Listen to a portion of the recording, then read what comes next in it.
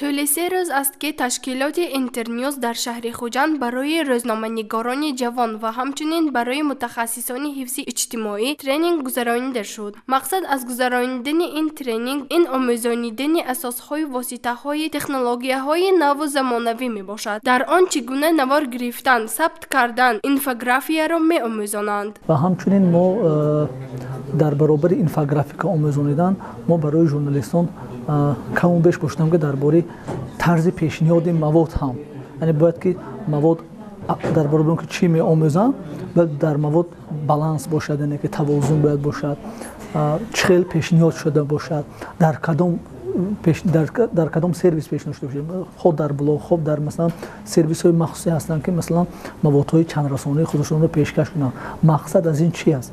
ما دوام این سرویس اینها رو با این گونه سرویس ها آموزانده ایستادیم و اینها توانند در آینده در رسانه خود چی دولتی باشند چی خصوصی باشند توانند در سامانه های خود، در تلویزیون های خود این فناوری های نوینی که ما آموزانده ایستادیم اون برای مردم با یک جالبیت و با یک نازکی های خوبش پیشنهاد کرده توانند. در ترینینگ طلبات اساسی اودیتوری این مسئله های اکولوژی و هم آمادگی رسانه را در بر میگیرد. برای فهمیش مسئله های بیرون از کشور نیز این ترینینگ مساعدت می نماید. قسم های عملی نیز در ترینینگ به مثال بریدن درخت‌ها، پرتافتن پرتاب‌ها یعنی پیشگیری و تازه نگاه داشتن محیط زیست و رعایت نمودن قانون آن بررسی میکند. این ترینینگ پیش از همه نمود ترینینگ که ما امروز اشتراک کردیم برای فهمیش و درکش برای مثلا از حدود منطقه بیرونتر مسئله های دیده توانستن